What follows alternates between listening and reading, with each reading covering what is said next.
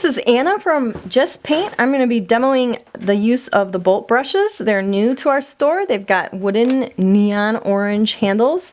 This is the number 4 liner. Just want to give you some tips. For using liners, you want it to be really full and wetter than normal so that you can get a lot of long flowing lines. So you want to see that glistening shine on your brush.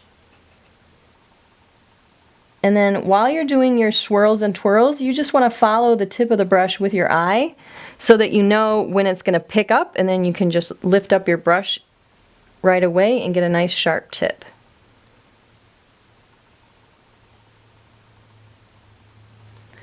This is the number 4. It's great for thin to thick lines and for teardrops.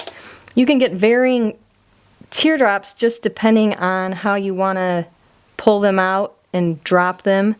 If your brush is too dry, you're not going to get a nice round edge on your teardrop, so you want to make sure that your brush is wet enough to get that nice rounded edge and pointy tip. And you can also do cool thin to thick to thick to thin lines for tiger stripes. So there is our beautiful number 4 liner. Next, I'm going to do the number 3 liner. Once again, I'm going to load it up so that it's really just put a lot of water on right away and then mix in your paint. It's going to depend on your brand. Global uses a lot of water, so I make it nice and smushy. So I'm going to just do some number 3s over here so you can see the difference. Now the number 3 you can get really thick too. You can get almost as thick as the 4 if you press down enough. So you can kind of, you know, have a lot of variation all from the same brush. And the minute you feel like your ends are starting to not be sharp, that's when you want to add some more paint and get nice crispy ends. So I'm just going to do some teardrops so you can see those really quick.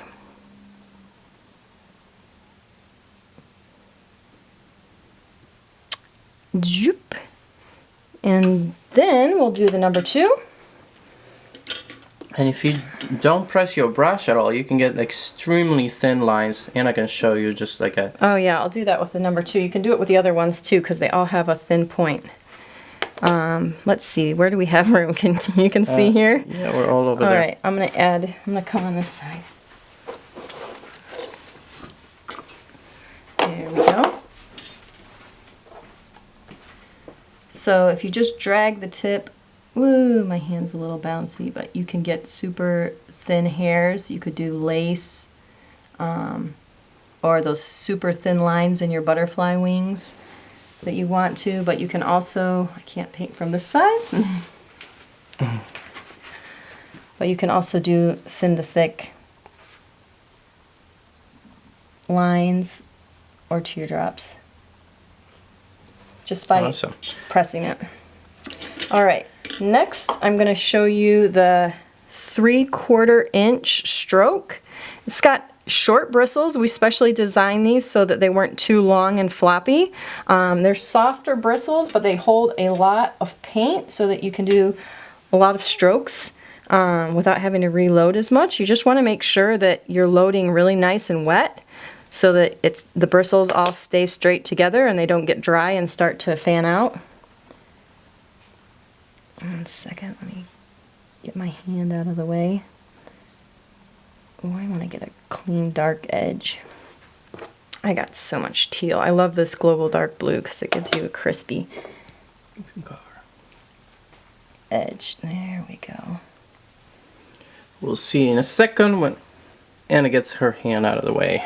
Okay, and then the 1 inch stroke is better for a little bit bigger faces, but you could cover like a whole butterfly eye on a kid with a 1 inch stroke and not really have to fill in that much over the eyelid.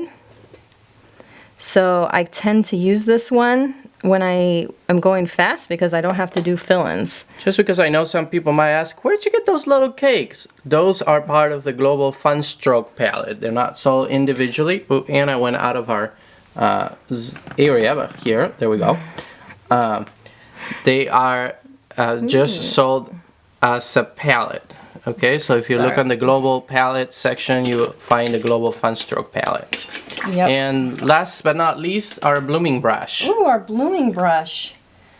The blooming brush has a nice chubby base and a pointy tip so that you can do some cute chubby flowers. You can load it like this and get a light color first if you want.